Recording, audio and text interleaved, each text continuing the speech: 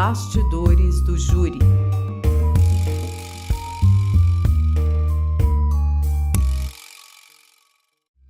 Uma mulher é assassinada a cada 6 horas no Brasil. Esses números, fruto de dados estatísticos oficiais, oriundos do Fórum Brasileiro de Segurança Pública, fazem com que o Brasil assuma a vergonhosa 5ª colocação do país que mais mata mulheres no planeta. O julgamento ocorre no Tribunal do Júri, responsável pelo julgamento dos crimes dolosos contra a vida. Antes, contudo, é necessário uma rigorosa investigação, que por sua vez incumbe a Polícia Civil ou a Polícia Judiciária. Para falar sobre esse tema e mais precisamente sobre um protocolo de enfrentamento ao feminicídio que ela criou, nós convidamos uma delegada de polícia, que é a nossa convidada especial de hoje, doutora Ingrid Estevão. Muito obrigado, doutora Ingrid, pela sua presença. Muito obrigado por dispensar o seu tempo. Seja muito bem-vinda ao Bastidores do Júri. Muito obrigada, doutor Cláudio. É uma honra poder fazer parte deste projeto e tenho certeza que será muito frutífera a nossa conversa. Nós que agradecemos pela presença da senhora. Doutora Ingrid, por que a Polícia Civil? Então, sempre foi um sonho meu, na verdade. Desde criança, eu sempre quis ser policial. E o meu objetivo foi crescendo cada dia mais. Nasceu essa vontade dentro de mim de me tornar policial. A senhora está na Polícia Civil desde 2013. Exatamente. E foram 10 anos de DHPP, ou Departamento de Homicídios e Proteção à Pessoa. É isso? Isso. Em 2011, eu tinha acabado de formar e foi o concurso. Foi a primeira etapa. E aí a designação foi diretamente para o DHPP. Foi um presente que eu ganhei, essa minha designação. Eu escolhi ficar, na época, o concurso. Você fazia a prova final da Cadepol e a sua colocação te possibilitava escolher qual cidade você iria. Então, eu escolhi Belo Horizonte e aí eu falo que o DHPP me escolheu. E eu fiquei lá por 10 anos. 10 anos. E chegou a chefiar, pelo que nós sabemos, o núcleo de feminicídios. Por 3 anos, doutora Ingrid, foi isso? Foi em 2015, quando a lei foi instituída, né, para a criação da qualificadora de feminicídio. Até 2019 ainda não tínhamos um núcleo de feminicídio. Então, em 2019, o chefe da polícia, à época, fez a resolução criando o núcleo especializado de investigação de feminicídios e tive a honra de poder fazer parte e chefiar esse núcleo. Esse núcleo. A criação de delegacias especializadas também é uma orientação, uma sugestão, um protocolo de tratados internacionais. É isso mesmo? Exatamente. Então, seguindo essa orientação, a Polícia Civil de Minas Gerais criou o núcleo especializado de investigação de feminicídios justamente para se comparar e nivelar aos demais países que já tinham criado. O objetivo, de fato, é que todo o Brasil tenha, né? E aqui em Minas Gerais, a especialização por meio dos cursos que a Cadepol oferece, por exemplo, o curso de protocolo de enfrentamento ao feminicídio, que eu, com mais 2 colegas, lecionamos na Cadepol, o objetivo é, de fato, nivelar todos os policiais e atender aí as diretrizes nacionais e internacionais de enfrentamento ao crime de feminicídio. A propósito ainda desse protocolo, doutora Ingrid, me chamou a atenção e eu gostaria que a senhora compartilhasse conosco e com aqueles que nos acompanham.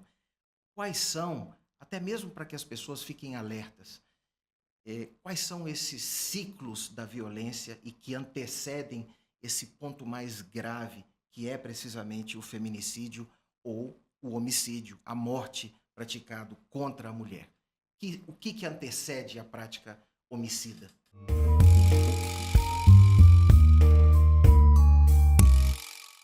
E, sem dúvida, a mais recorrente de todas é a repetição do ciclo de violência, que é aquele em que o homem ou a mulher, enfim, aquela pessoa que está se envolvendo amorosamente com a possível vítima, ela começa ali a tratar muito bem, porque ninguém começa um relacionamento tratando mal. Então começa a tratar de maneira maravilhosa. E aí começam a aparecer aquelas situações em que pontualmente já é um alerta de proibir de vestir determinadas roupas, proibir de frequentar determinados locais, falar que a pessoa precisa maneirar no tom de voz, no que fala, com quem costuma andar. Aí já passa por uma outra situação mais grave, que é impedir de frequentar determinados lugares. Esses são chamados atos de tensão. Exatamente. Aí já estamos evoluindo. E então começa ali uma aproximação mais física, né? Um ataque mais físico, não excluindo também os ataques contra a honra dessa mulher. Os Então, ataques morais. exatamente, falando toda e qualquer palavra para diminuir, para de alguma forma psicologicamente atingir essa vítima. E aí esse ciclo pode ou não se encerrar com uma agressão física, porque teve casos também de feminicídio que não chegaram a ocorrer agressões físicas. Não passaram por Não essas passaram, etapas. passaram por algumas etapas de abuso psicológico, mas saiu do abuso e foi direto para o feminicídio. Então, toda e qualquer situação que essa mulher perceba esse abuso, seja ele físico ou psicológico, ela deve acender esse sinal de alerta, procurar se afastar o mais rápido possível desse relacionamento, porque ele dá indicativos de que ela pode ser uma vítima. E levando em conta esse ciclo, essa mulher encerra esse ciclo de alguma forma, termina esse relacionamento, mas depois ela toma esse relacionamento novamente. E aí começa o ciclo de violência de novo, que é a lua de mel, fase de tensão, depois agressão, e esse ciclo se repete inúmeras vezes. Então, eu percebi que nos casos de feminicídio, esse ciclo ele é iniciado, interrompido, iniciado, interrompido várias vezes. E isso é um problema, porque assim que a mulher percebe a ocorrência desses sinais, ela deve terminar imediatamente esse relacionamento e não se aproximar mais, não ter qualquer tipo de contato com esse agressor. Mas o medo parece que é uma característica desse problema. Como fazer para assegurar esse afastamento? Quem procurar? Como procurar nessas situações, doutora Ingrid? Pela experiência que a senhora tem. É uma pergunta excelente, porque o que interrompe, de fato, a ocorrência desse ciclo e o que evita a ocorrência do feminicídio, sem sombra de dúvidas, é a procura dessa mulher, não só aos amigos e familiares, que são atores extremamente relevantes para a proteção dessa mulher. Eu falo sempre que tem alguns pilares necessários para que essa mulher permaneça viva, que é o apoio da família, o apoio de amigos, o apoio da sociedade, de modo que a sociedade não julgue e, na medida que não julgue, procure ajudar, se ouviu, se percebeu algum sinal com os vizinhos ali, algum sinal de tensão, para ligar imediatamente para a polícia, para evitar, de fato, essa ocorrência desse crime contra essa mulher.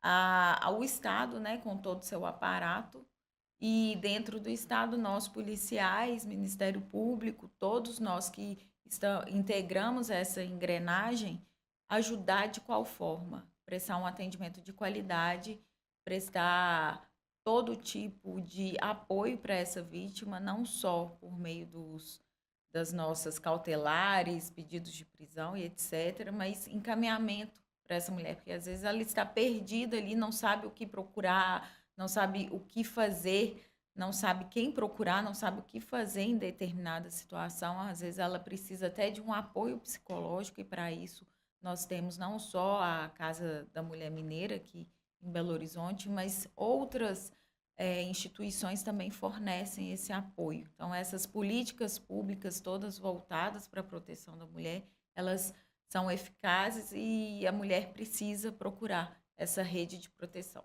Em resumo, denunciar.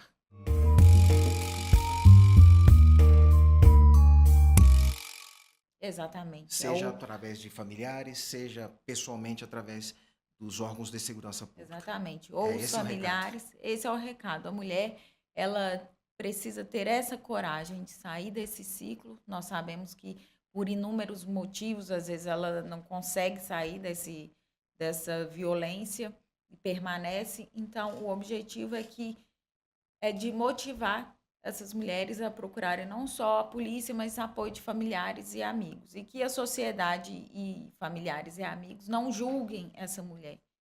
Que eles tenham um olhar mais empático, e sensível e de apoio mesmo a essa vítima. Eu faço uma pergunta ainda sobre esse protocolo que hoje é referência que a senhora criou para o aperfeiçoamento do trabalho da unidade policial.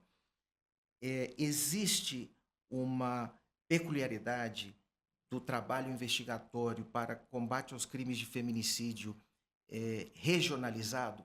Existe sim. E até aqui, realmente, em Belo Horizonte, a gente já vê essa diferença.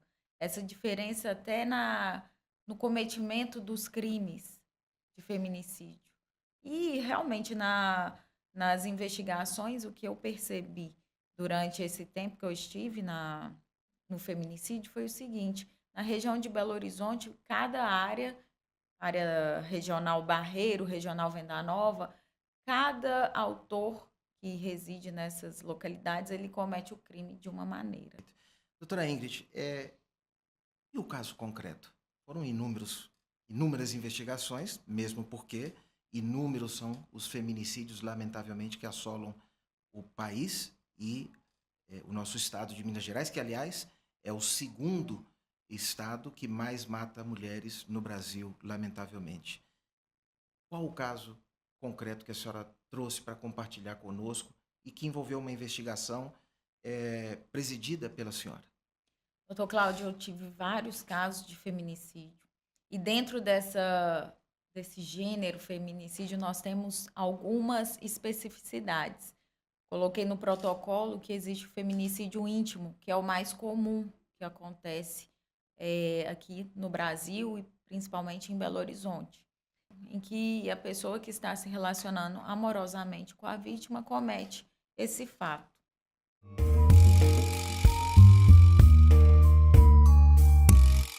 O objetivo desse feminicídio, na verdade, o nome dele é feminicídio em razão da profissão estigmatizada.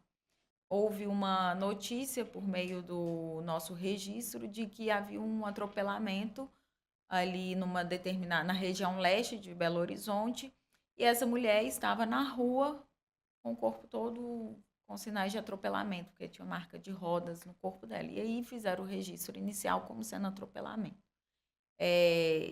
Eu imediatamente pedi, logo após, né, o conhecimento desse fato, que ia ser direcionado ali para a delegacia especializada de acidente de veículo, eu pedi para que permanecesse para a gente poder checar o que de fato teria acontecido.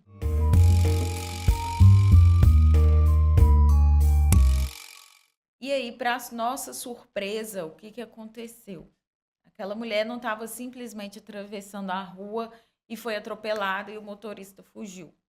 Não foi isso que aconteceu. A gente consegue imagens de câmeras de segurança desse veículo chegando.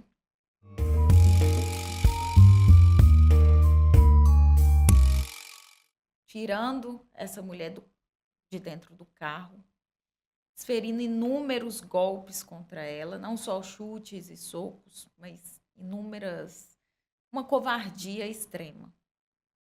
Deixa ela ali na via pública. Na via pública, ali, num beco, na verdade, antes de chegar onde ela foi encontrada. E depois disso ele entra no carro. E a gente tem essa imagem, nossa, será que a gente ainda não tinha avançado as imagens? A gente ficou pensando, será que essa mulher levantou para pedir socorro e foi atropelada? Posteriormente, né? Para nossa surpresa e arrepio de todas as formas, esse homem entra no carro, a gente pensando que ele ia embora, ele volta e passa com o carro em cima dela. Não satisfeito, ele retorna e passa com o carro em cima Por dela cima, novamente. Tudo isso filmado pela Tudo câmera. isso filmado. E quando ele está saindo, o corpo já fica agarrado embaixo do carro. Por isso que ela é encontrada na outra rua, não nessa rua que ele tira o corpo. Então ele vai arrastando o corpo dela, o corpo desagarra do carro, ele segue. Não satisfeito, ele volta com o carro. Ele viu que o corpo ficou para trás, ele dá a volta e passa novamente. Já é outra câmera de segurança Já é a que pega outra essa câmera. cena? Ele volta novamente e passa em cima do corpo e vai embora. Ou seja, ele tira a mulher do carro no primeiro momento, em uma outra rua, espanca.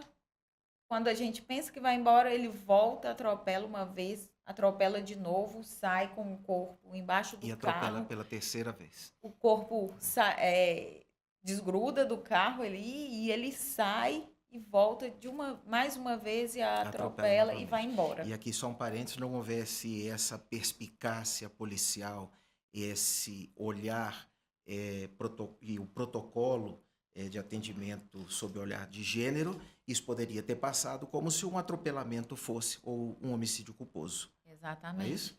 O olhar sob a perspectiva de gênero nos proporciona justamente isso. Você olha aquele corpo porque o corpo vai demonstrar, ele vai te falar o que aconteceu. E aí, aquelas marcas, quando eu vejo as marcas por meio das fotos que o médico legista nos enviou, a gente percebe que não era normal, não foi um simples atropelamento. E usando os sistemas que nós temos, conseguimos restringir os veículos que passaram naquela via próxima, que era ali, tinha uma BR nas proximidades. E a equipe fez um trabalho incrível de ficar sentado, trabalho de formiguinha, de ver cada veículo com aquelas características daquele ano que passaram naquele local para tentar restringir ao máximo. E aí chegamos em algumas placas. E fazendo essa análise, esse filtro, a equipe pegou um específico, foi analisando um por um e pesquisando a vida daquelas pessoas, aqueles proprietários daqueles veículos. E entre todos que eles pesquisaram, eles encontraram aí fotos nas redes sociais desse suspeito com um carro parecido. E aí as imagens, a única coisa que a gente tinha nas imagens era um adesivo. Sabíamos que o carro tinha uma roda preta e que tinha um adesivo no vidro traseiro. Eram as únicas coisas. A única informação. Exatamente. E, para nossa surpresa, né, a equipe conseguiu ver nessas fotos que esse veículo tinha, de fato, uma roda compatível, o ano compatível, a cor e o adesivo. Antes de pedir a prisão, a gente precisava de uma informação melhor. E aí foi quando o tirocínio de uma investigadora nossa, ela conversando com a gente, ela lembrou de um caso de 2020 que o autor, que teria até, acho que já estava até arquivado esse caso, porque eles não conseguiam nada, não conseguiram nada, porque foi altas horas da noite, então tudo deserto, sem nenhuma testemunha. Exatamente. E a única testemunha que tinha nesse caso de 2020 foi uma amiga dessa vítima que falou, olha, nós que trabalhamos aqui, eram garotas de programa que trabalhavam ali na beira da BR, elas estavam com medo de uma pessoa, de um jovem que ia com o carro e pegava elas para poder fazer o programa. E ele agredia essas garotas. Então, elas já estavam com essa informação. E passou as características desse jovem. E quando ela fala sobre as características dele, a gente imediatamente vê a foto dele, que era o nosso principal suspeito, e bateu tudo. Aparelho, cor de olho, tudo. Bateu tudo. Então, a gente já tinha ali elementos mínimos para poder Representação de uma prisão representar por uma temporária. prisão. E a gente queria o carro, porque o objetivo também era achar o carro. Apresentamos pela prisão temporária e mandado de busca e apreensão. Imediatamente nós localizamos um veículo, que era uma garagem extensa, tinham 2 carros na frente e um último carro lá no final. Era o veículo Precisamente esse automóvel com adesivo. com adesivo, E a roda preta. com a roda preta e parado assim, empoeirado. De fato, ele, logo após essa ocorrência, a gente verificou que aquele carro ele não saiu mais da garagem, justamente para não levantar suspeita, né?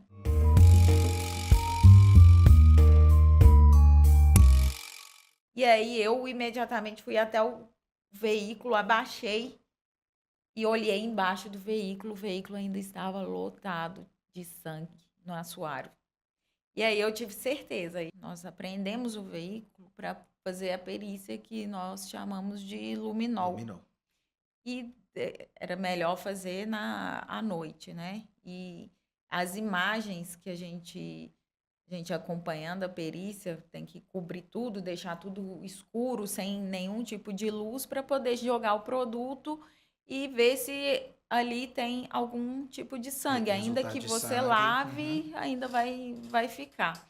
Ali embaixo, a gente não tinha dúvidas de que era sangue, e a perícia confirmou que era sangue. Sangue humano. Exatamente. Mas a gente queria mais. Queríamos saber se houve alguma agressão dentro do veículo ou se a agressão foi só fora do veículo. Para nossa surpresa, quando o perito joga o luminol dentro desse carro, o carro inteiro está com sangue. E foi uma surpresa. Por quê? Essa vítima especificamente, ela não tinha perfurações para poder causar aquele sangue, aquela mancha de sangue no interior do veículo. Foi aí que nós percebemos que, de fato, aquele homem também era responsável pelo crime de 2020, porque no crime de 2020, a vítima, os relatos que tinham é que ela foi esfaqueada, jogada ao solo e atropelada depois. Então, Mas a primeira esfaqueada. previamente esfaqueada dentro de algum veículo. E aí esse veículo, como não aquele sangue todo não poderia ser dessa segunda vítima, porque a segunda vítima ela não tinha perfuração, ela foi espancada, na verdade. E fora do lado veículo. De fora do automóvel. Então, obviamente seria de uma outra ou de outras vítimas.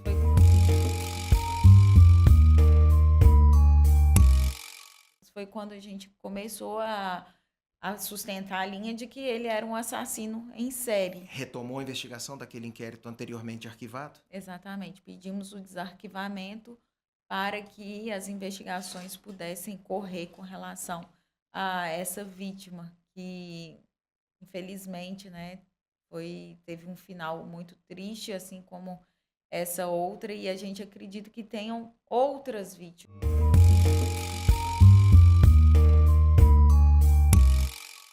Isso porque durante o cumprimento da busca, e só um detalhe dessa investigação que é importante, o modus operandi dele era o quê? Ele passava nesse ponto de prostituição, pegava uma garota de programa, e as garotas que ele pegava sempre tinham a mesma aparência física, elas todas eram usuárias de droga, ou seja, mais magrinhas, vulneráveis, mais fáceis de serem ali agredidas fisicamente. Ele pegava, colocava no carro, ia para agredir e, ao final, as matava.